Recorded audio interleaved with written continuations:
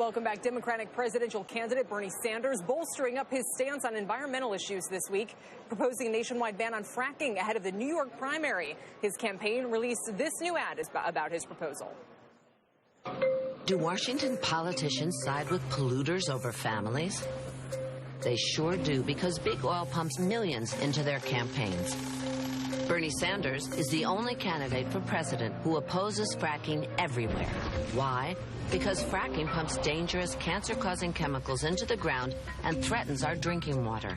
Bernie, he can't be bought by them because he's funded by you. I'm Bernie Sanders, and I approve this message. And yes, that was a Susan Sarandon voiceover. So what impact would a nationwide fracking ban have on the economy? Joining us now is Charles Cherington from Intervale Capital, who invests in oil field manufacturing and services companies, along with Walter Hang from Toxics Targeting.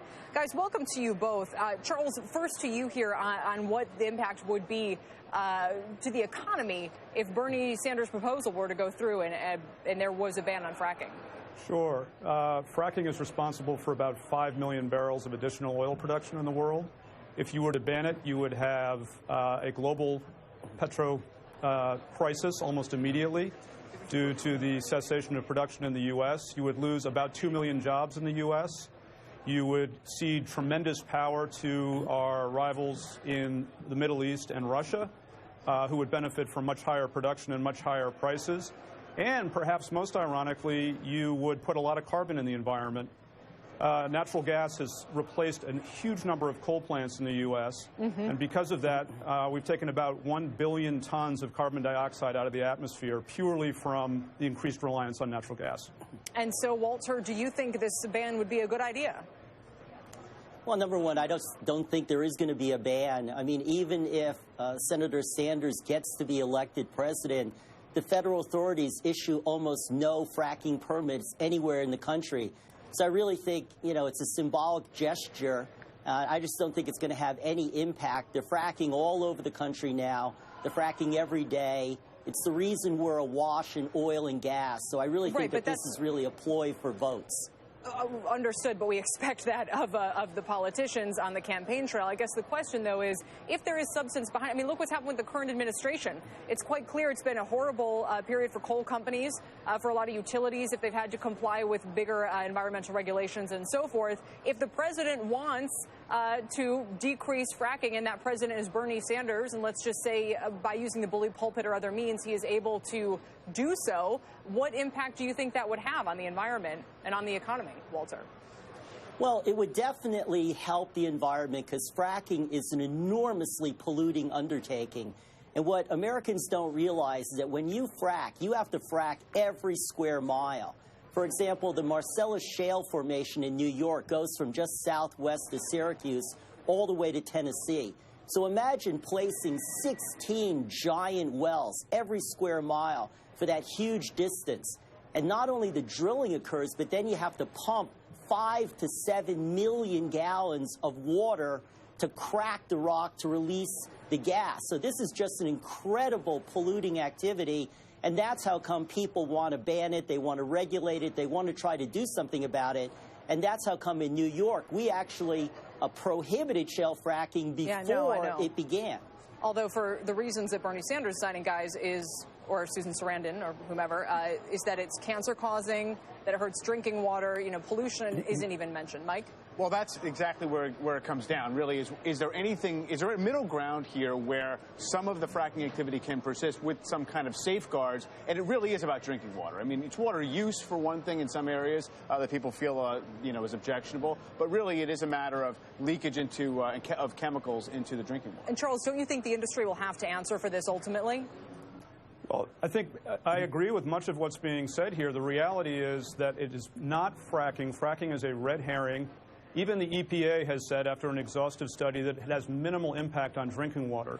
What does impact drinking water is poor well construction practices, shoddy practices that should be addressed by regulation and by penalty. But just to sort of use, by rough analogy, would we want to close down the entire banking sector after 2008 and 2009 because of a few bad actors?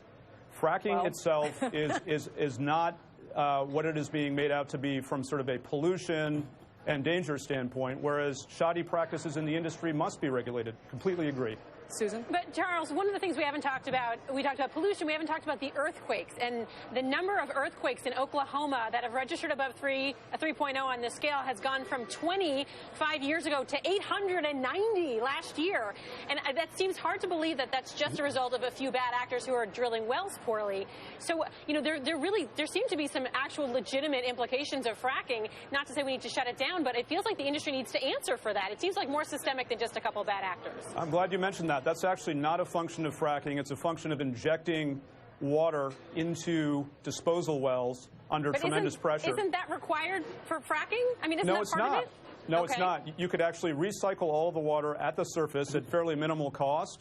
So I agree with Walt that, you know, a more rigorous regulatory regime could be implemented at fairly low cost and could address a lot of the concerns that people raise about fracking writ large, which are really much more about specific either poor practices or areas of underregulation. Go ahead, Walter. I just think that's totally not going to happen. The problem with fracking is that you're producing enormous quantities of toxic radioactive wastewater, and you have no place to get rid of that. So when you pump it into the ground to try to send it back down into where it came from, it basically is causing these earthquakes.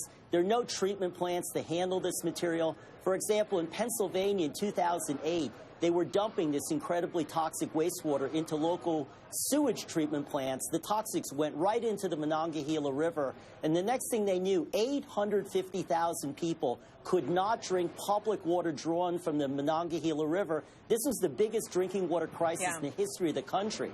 So we don't really have solutions for these problems. I just want to give you a chance to respond to that before we go quickly, Charles. Dumping dirty water into a river is clearly a bad idea. Once again, we have invested at Intervale in water cleanup techniques. There is a plant being built in the Marcellus right now that will treat water to the point that it is potable. We need to see the government, both locally and nationally, step up and provide the regulations that can make fracking a tremendous energy solution, not only for the U.S., but for the planet. Guys, thank you for joining us. Great discussion. Charles Cherington there and Walter Haig. President